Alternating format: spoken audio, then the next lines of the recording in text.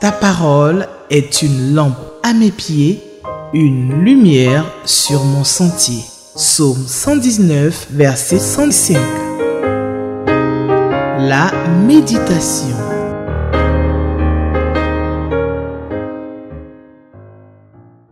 Mesdames et messieurs, chers amis lecteurs de la Bible, Shalom. Bienvenue à votre mission journalière Méditons ensemble avec la Ligue pour la lecture de la Bible Côte d'Ivoire.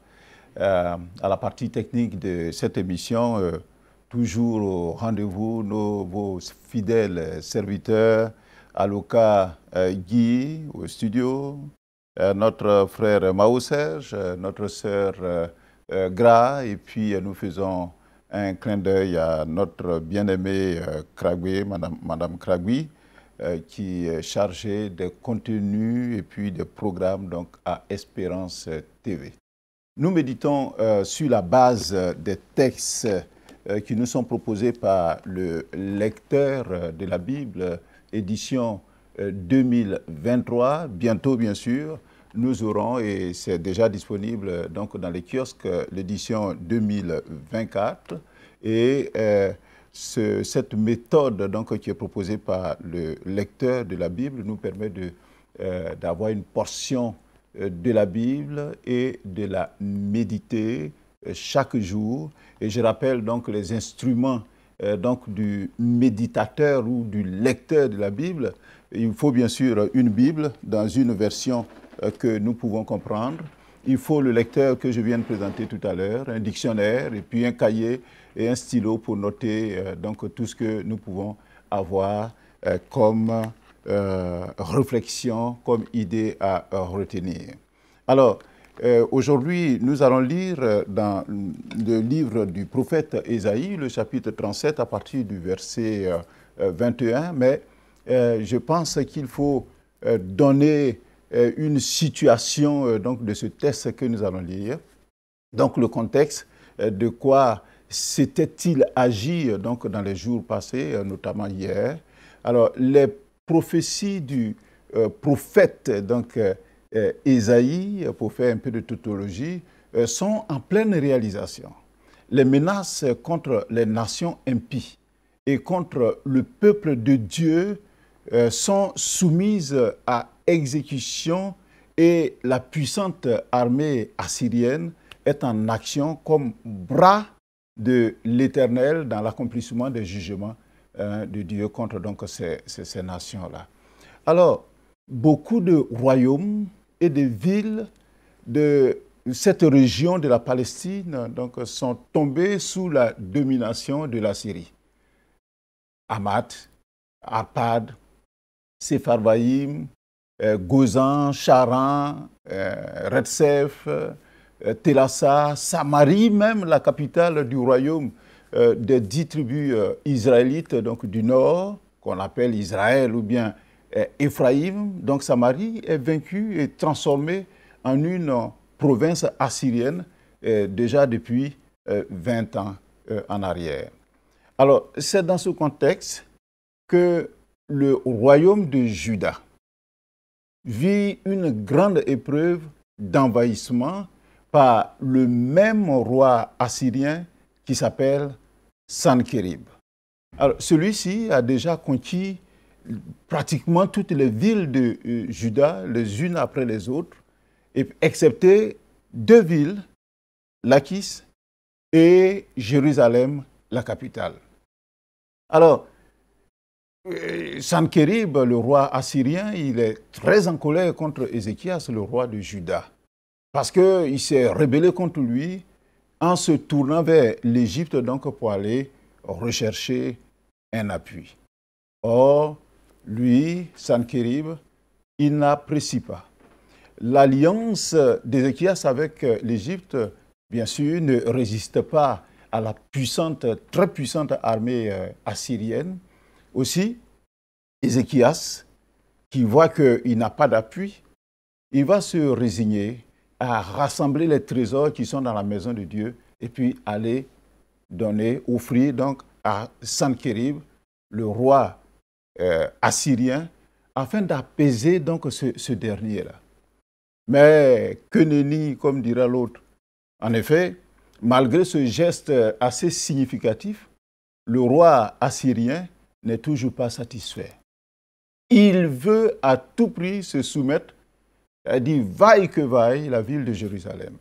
Alors il va et puis il assiège la ville, il entoure la ville et dès lors, personne ne peut y entrer ou en sortir. Alors fort de ce siège-là, Sanchérib envoie Rabshakeh, un de ses généraux, à la tête donc d'une puissante armée, un puissant détachement, afin de menacer et contraindre Ézéchias à se soumettre au roi de la Syrie en lui livrant la ville de Jérusalem. Car c'est le dernier bastion du royaume de Juda qui lui résiste. Et il veut à tout prix cette ville-là.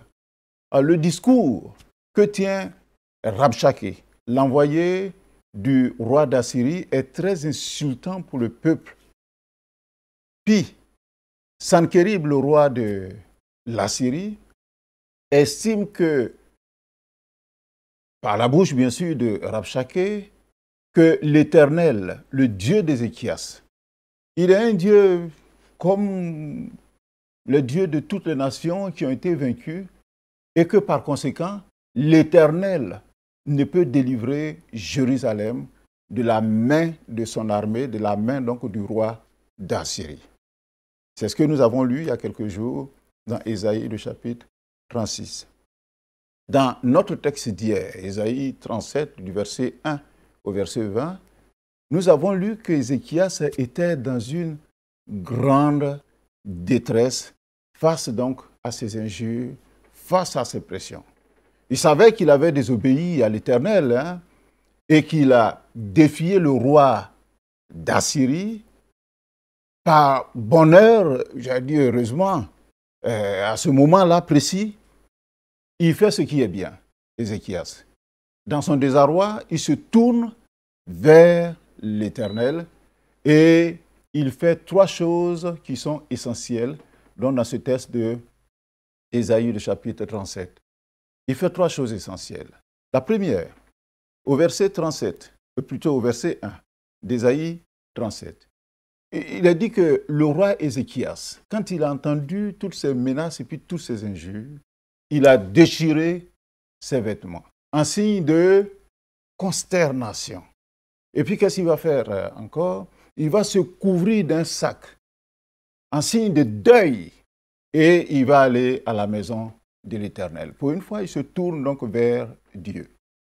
Au verset 2 de Ésaïe 37, le texte que nous avons lu hier, il a dit que Ézéchias a envoyé Eliakim et Shebna, qui eux aussi étaient couverts de sacs, il les a envoyés vers Ésaïe, le prophète, afin de lui demander de faire monter une prière vers Dieu, son Dieu, pour le reste donc, qui subsiste encore et qui se trouve donc à Jérusalem. Et troisième chose significative qu'Ézéchias va faire, la lettre qu'il a reçue des messagers et qui vient donc du roi de Syrie, Sanchérib, il va lire cette lettre, puis le verset 14 nous dit qu'il va monter à la maison de l'Éternel, déployer cette lettre-là devant l'Éternel, à qui il va adresser donc une prière. Et le verset 20, qui est le dernier verset que nous avons lu hier, il va dire ceci à Dieu.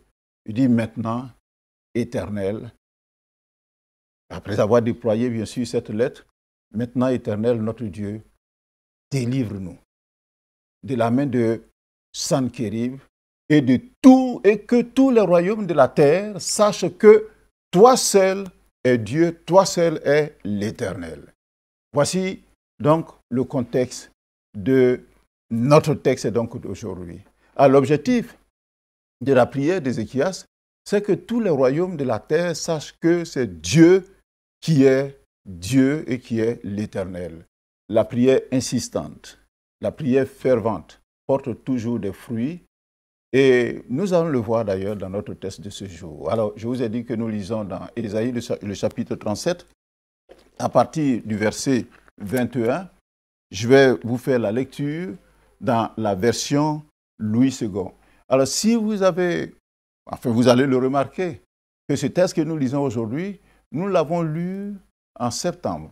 Je crois le 4 septembre. Et mot pour mot, c'est le même texte. Alors, les questions du jour, c'est la question 1, la question 2 et la question 6. La question 1, c'est de quoi ou de qui parlent ces versets. La question numéro 2, est-ce que ce passage m'apprend quelque chose sur Dieu le Père, Dieu le Fils, Dieu le Saint-Esprit? Et puis la dernière question, y a-t-il un avertissement? Alors nous faisons notre lecture, Ésaïe le chapitre 37 à partir du verset 1, 21 plutôt. Je vous lis.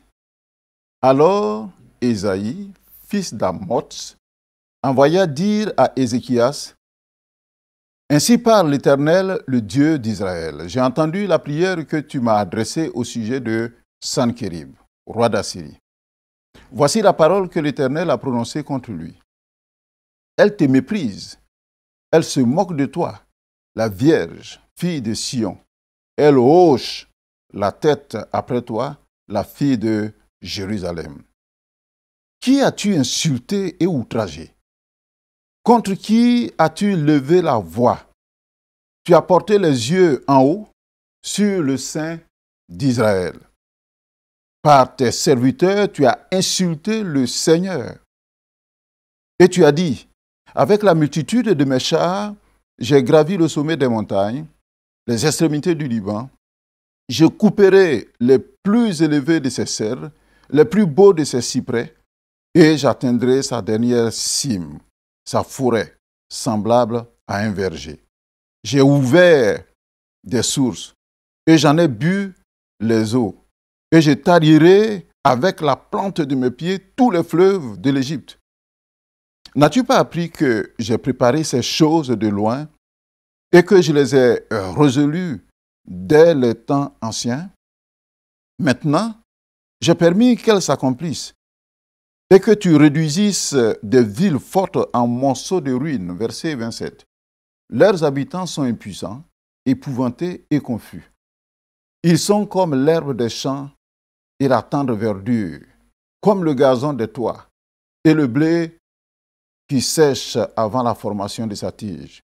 Mais je sais quand tu t'assieds, quand tu sors et quand tu entres, et quand tu es furieux contre moi.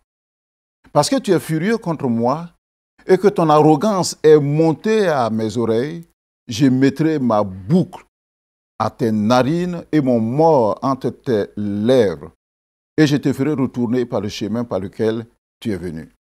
Que ceci soit un signe pour toi. On a mangé une année le produit du grain tombé, et une seconde année ce qui croît de soi-même.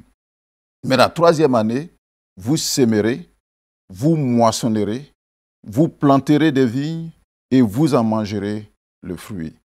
Ce qui aura été sauvé de la maison de Juda, ce qui sera resté, poussera encore des racines par-dessous et portera du fruit par-dessus.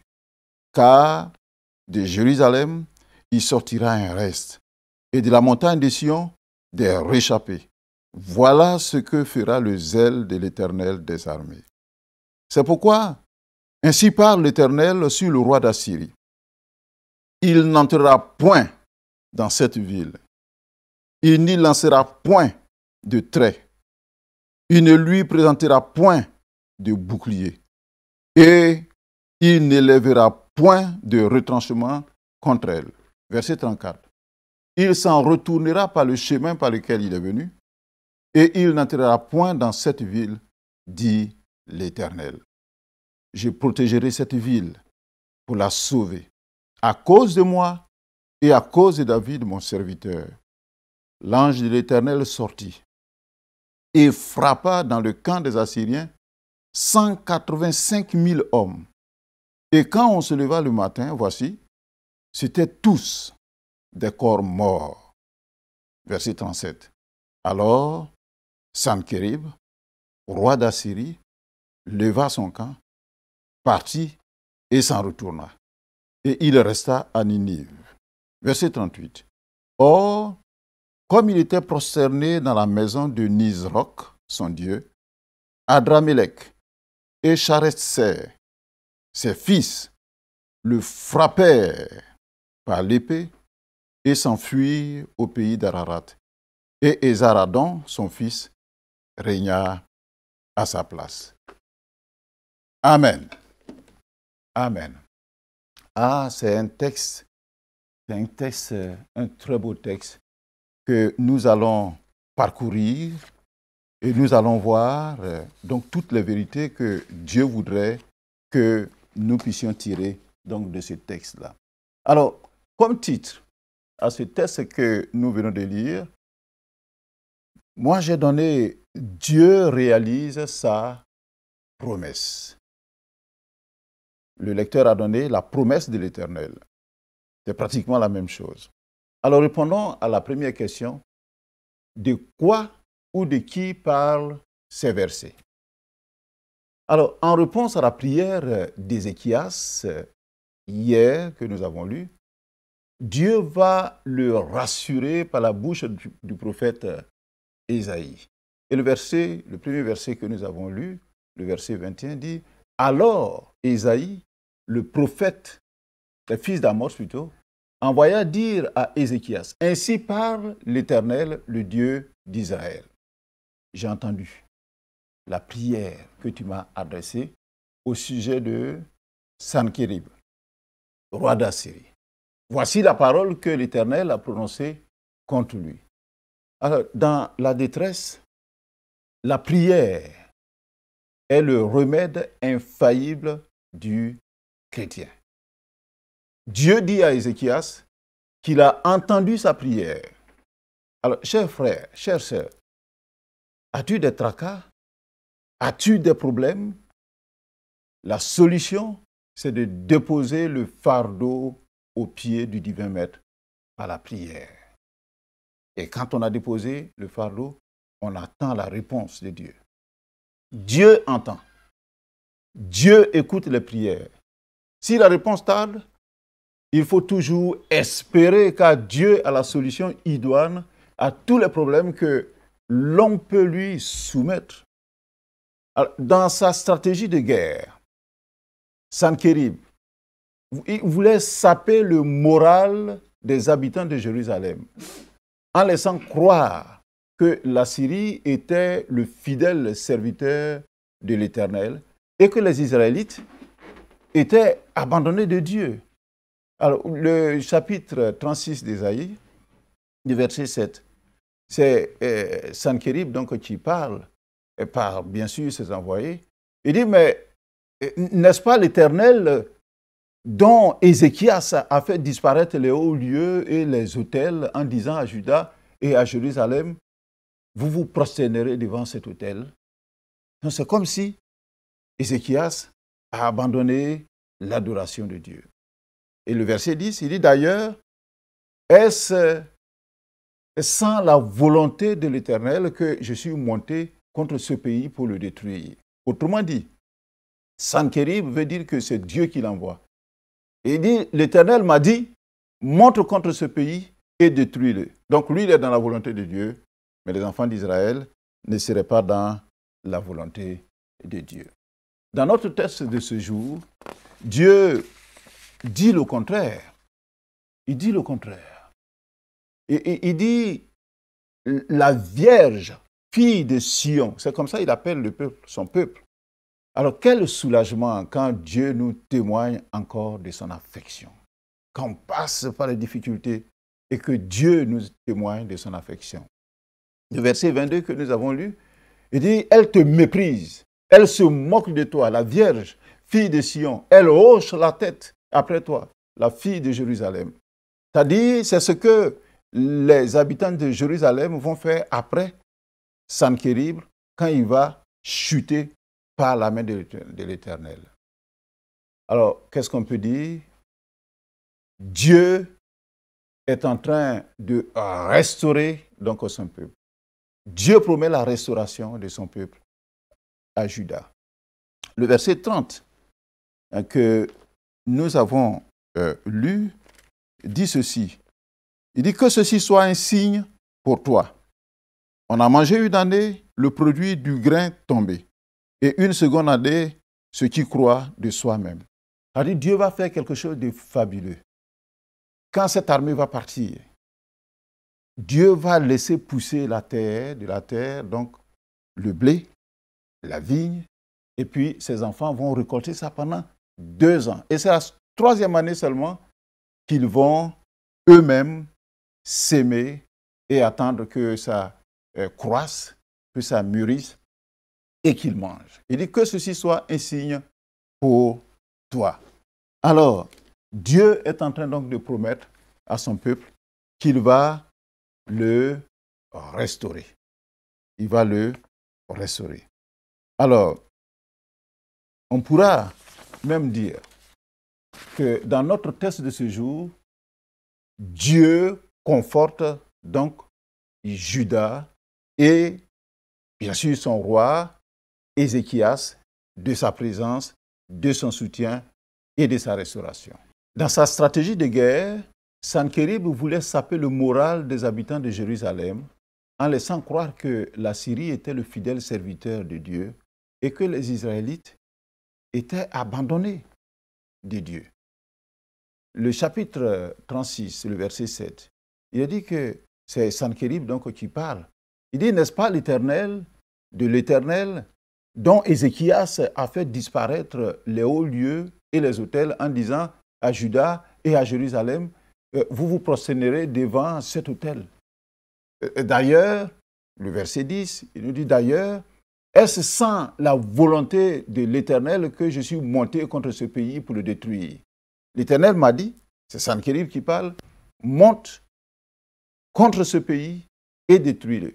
Alors c'est une manière donc de saper le moral, pour dire que ce que je suis en train de faire là, c'est la volonté de Dieu. Vous avez manqué donc votre mission auprès de Dieu.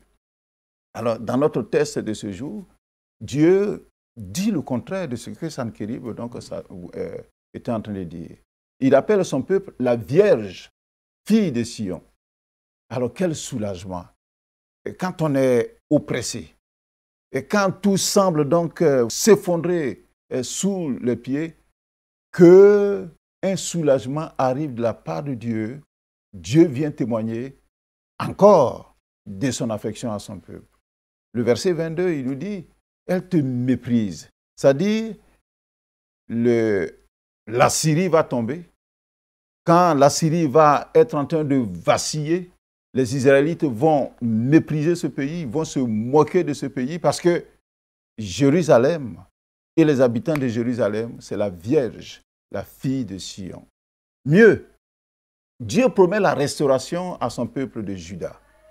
Le verset 30, il dit que ceci soit un signe pour toi, et je vais lire avec vous, que ceci soit un signe pour toi. On a mangé une année le produit du grain tombé et une seconde année ce qui croît de soi-même. Mais la 3e année, vous sèmerez, vous moissonnerez et vous planterez des vignes et vous en mangerez le fruit. Qu'est-ce que ça veut dire? Ça veut dire que pendant 2 ans, comme ils étaient oppressés et qu'ils ne pouvaient pas sortir, Dieu dit, je vais vous nourrir pendant 2 ans. Et c'est la 3e année que vous allez planter et que vous allez vous nourrir du fruit de votre travail. Dieu promet donc la restauration à son peuple. Alors, qu'est-ce qui va se passer donc après? Quand Dieu est acquis à notre cause, nos défis deviennent ses défis. Nos difficultés, Dieu les prend sur lui. Alors, quand Dieu est acquis à notre cause, nos défis deviennent les siens. Et Dieu se charge donc de nos combats. Ici, Dieu montre que cette affaire-là, c'est-à-dire cette guerre, ce combat-là, le concerne. Et il s'est approprié ce combat. Alors, comment il s'est approprié ce combat?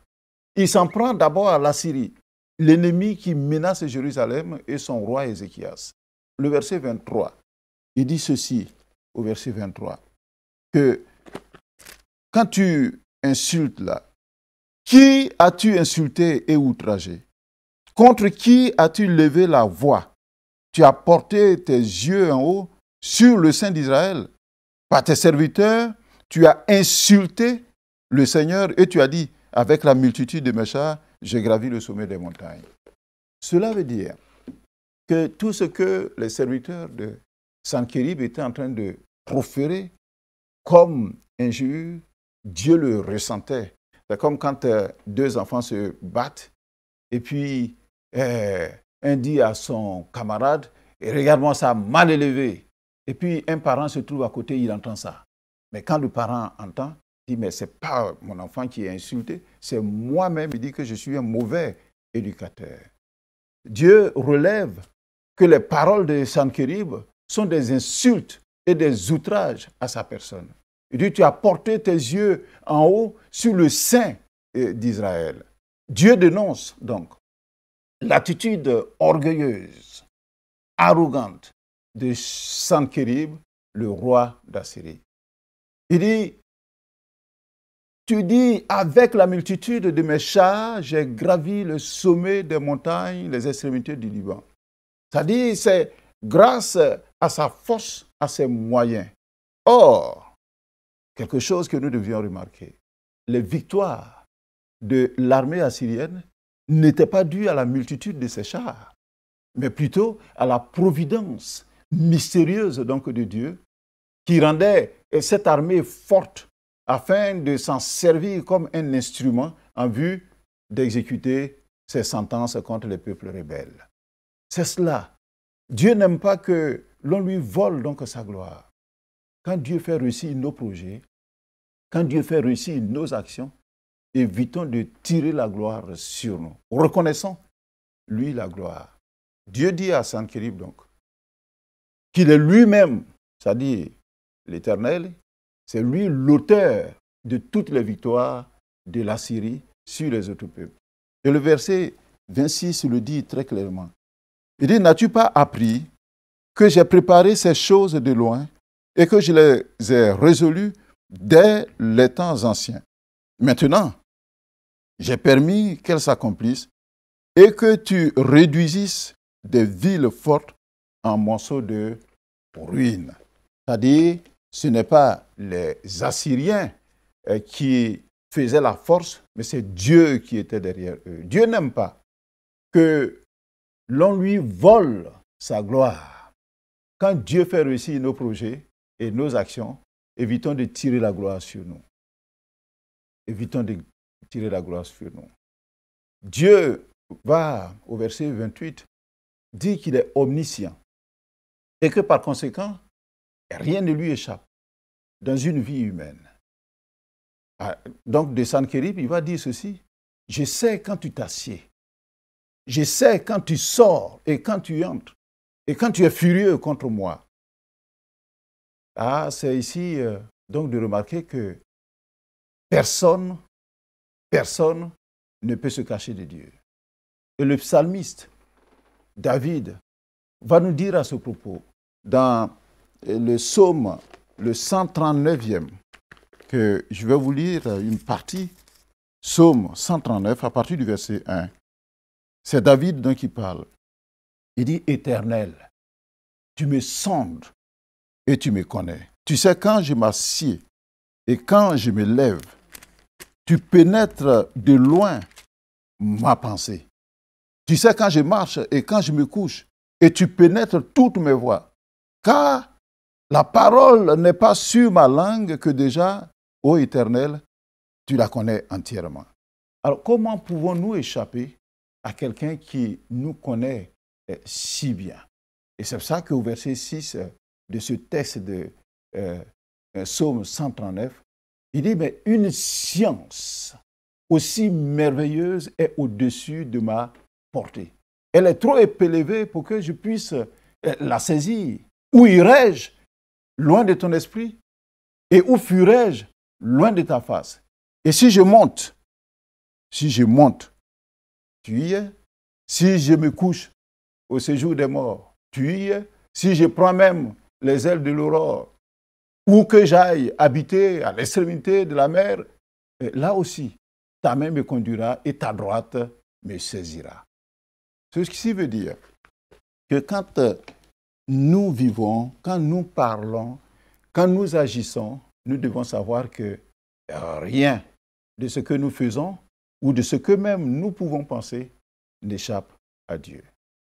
Alors, il y a un adage, pour revenir à notre texte, qui est tiré désormais de Jérémie, le chapitre 28, le verset 9, qui dit que si un prophète prophétise, c'est par l'accomplissement de ce qu'il prophétise qu'il sera reconnu comme véritablement envoyé par l'Éternel. Et ça, nous faisons allusion donc aux prophéties d'Ésaïe. Rappelons ce que Ésaïe nous a révélé auparavant. Ésaïe, le chapitre 37, le verset 6. C'est Ésaïe qui a été donc visité par le Seigneur et Dieu lui a montré donc tout ce qui va arriver. Et il dit, ainsi parle l'Éternel. Je vais mettre en lui, c'est-à-dire en Sanchérib, un esprit tel que sur une nouvelle qu'il recevra, il retournera dans son pays et je le ferai tomber par l'épée dans son pays. Ça, c'est très important. Ésaïe a prophétisé. Et puis la chose va s'accomplir. Et il va nous confirmer ici au verset 33 que nous avons lu, Ésaïe, le chapitre 37, verset 33. Il est dit, c'est pourquoi ainsi parle l'Éternel, il n'entrera point dans cette ville, il n'y lancera point de trait, il ne lui présentera point de bouclier et il ne lèvera point de retranchement contre elle. Il s'en retournera par le chemin par lequel il est venu. Donc, il répète ce qu'il avait prédit auparavant. Il confirme. Dieu est souverain. Dieu est souverain quant aux réponses donc à nos prières. Dieu va dire, je vais sauver donc Jérusalem. Parce que j'ai entendu donc les prières. Et Dieu va sauver Jérusalem, mais par un double motif. Il nous dit au verset 35, je protégerai cette ville pour la sauver. À cause de moi et à cause de David, mon serviteur. Donc, les deux motifs pour lesquels Dieu répond à la prière de Ézéchias et d'Ésaïe aussi, il dit c'est pour son propre honneur, c'est-à-dire pour l'honneur de Dieu. Parce que son honneur a été atteint par les blasphèmes de Sanchérib. Et Dieu veut défendre donc cet honneur-là. Et deuxième chose pour laquelle il veut répondre à cette prière, il dit par fidélité aux promesses faites autrefois à son serviteur David. Ah oui, Dieu, quand il nous répond, ce n'est pas parce que nous sommes bons, ce n'est pas parce que nous sommes gentils, ce n'est pas parce que nous sommes peut-être saints, mais il répond à cause de lui-même et à cause d'une alliance qu'il a établie donc avec nous. Ainsi, Dieu va sauver le roi Ézéchias et Dieu va sauver le peuple de Jérusalem en mettant à exécution son jugement contre la Syrie et contre son roi Sanchérib. Alors comment Dieu va le faire? Le verset 36 de notre texte que nous avons lu. Et l'ange de l'Éternel est sorti. Ah, la sentence commence à tomber. Ce que Ésaïe avait prédit est en train de se réaliser.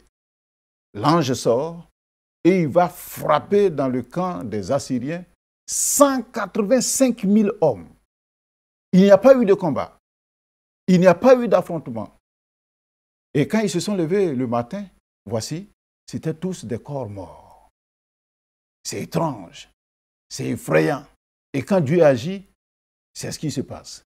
Alors Sanchérib, qui voit ça, qui est certainement effrayé, qui est déboussolé, il va remballer ses affaires.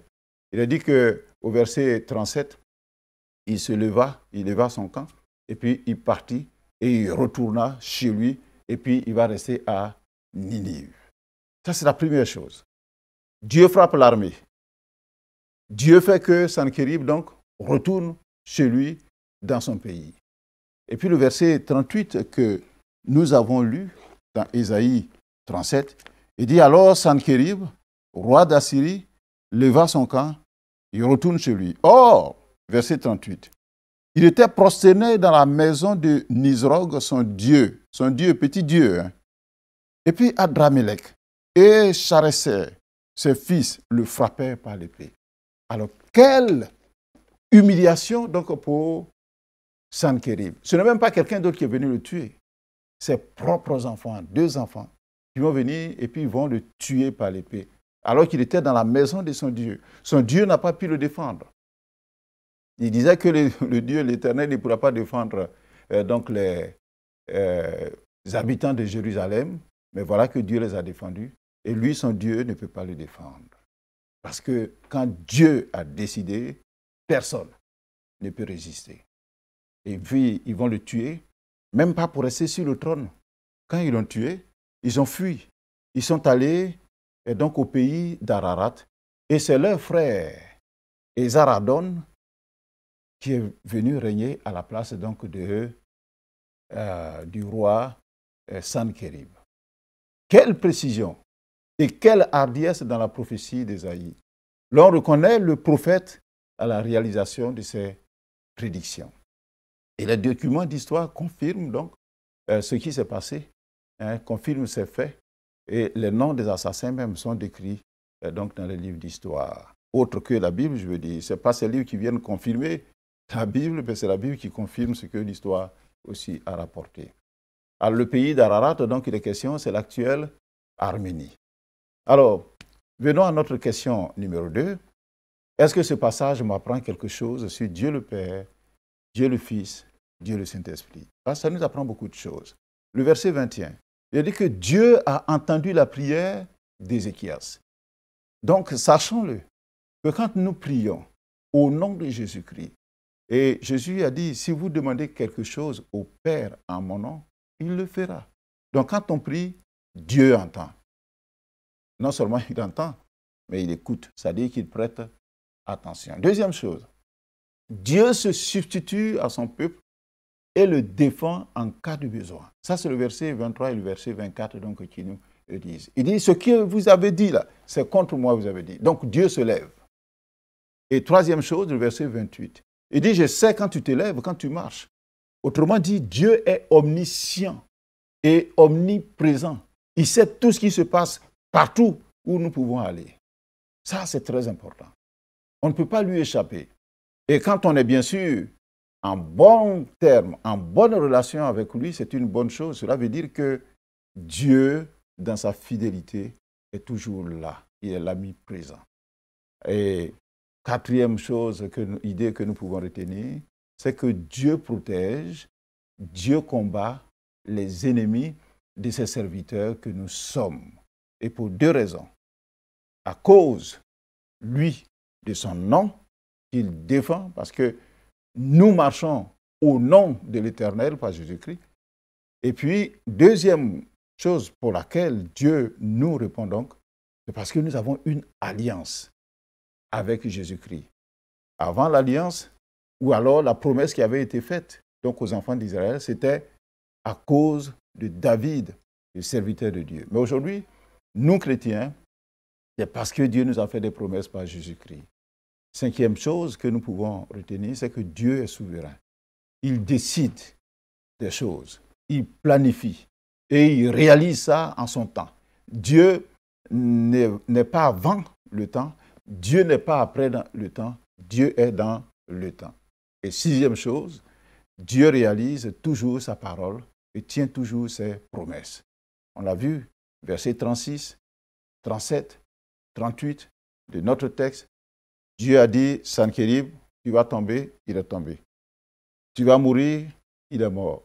Tu vas retourner chez toi d'abord, il est retourné chez lui. Donc ce que Dieu dit, sa main l'accomplit. Ce que sa parole nous dit, sa main est forte et puissante pour réaliser. Alors, y a-t-il, question numéro 6, y a-t-il un avertissement dans ce que nous avons lu? Oui, il y a un avertissement, peut-être même 2. Le premier avertissement, c'est le verset 28 qui nous le dit. Il dit, je sais quand tu t'assieds, quand tu sors et quand tu entres. Personne donc, et rien n'échappe à Dieu. Il faut que nous soyons avertis. Deuxième chose, c'est que Dieu n'aime pas l'orgueil et l'arrogance. Le verset 29, il a dit que parce que tu es furieux contre moi, Et il faisait ce reproche-là à Sanchérib. Et que ton arrogance est montée à mes oreilles. Je mettrai ma boucle à tes narines et mon mors entre tes lèvres. Dieu n'aime pas l'orgueil. Dieu brise l'arrogance. Ça, c'est un avertissement. Alors, quel verset, question A, quel verset qui m'interpelle le plus? Moi, j'ai choisi le verset 35. Le verset 35 qui dit « Je protégerai cette ville pour la sauver à cause de moi et à cause de David, mon serviteur. » Je sais donc que Dieu me protège, que Dieu me sauve à cause de l'alliance que j'ai avec lui par Jésus-Christ. Eh bien voilà, nous sommes à la fin de notre méditation. Nous avons tiré les leçons. Ce qui nous reste donc à faire, c'est de prier, et tout en nous rappelant que un commentaire se trouve à la page 47 donc du lecteur. Il sera très loisible et très intéressant donc de lire ce commentaire-là. Alors, je vais vous inviter, chers lecteurs, chers méditateurs, à prier avec moi pour que le Seigneur bénisse donc notre temps et toutes ces réflexions que nous avons eues à avoir ensemble. Prions le Seigneur. Éternel notre Dieu, tes jugements s'exercent sur toute la terre, d'après le psaume 105, le verset 7. Et tu te rappelles toujours de ton alliance et de tes promesses. Et ta parole nous dit que tu te rappelles même pour 1000 générations. Et c'est ce qui nous rassure. Je veux donc savoir compter sur toi, quelles que soient les difficultés et quels que soient les défis auxquels je peux être confronté. Merci de combattre mes ennemis et de les vaincre pour moi, au nom de Jésus-Christ, car l'alliance par ton Fils Jésus t'y oblige et m'oblige aussi à être fidèle. Merci au nom de Jésus-Christ. Amen. Demain, c'est un autre jour. Nous nous retrouvons pour une autre méditation. Que le Seigneur vous bénisse. Ta parole est une lampe à mes pieds, une lumière sur mon sentier. Psaume 119, verset 105. La méditation.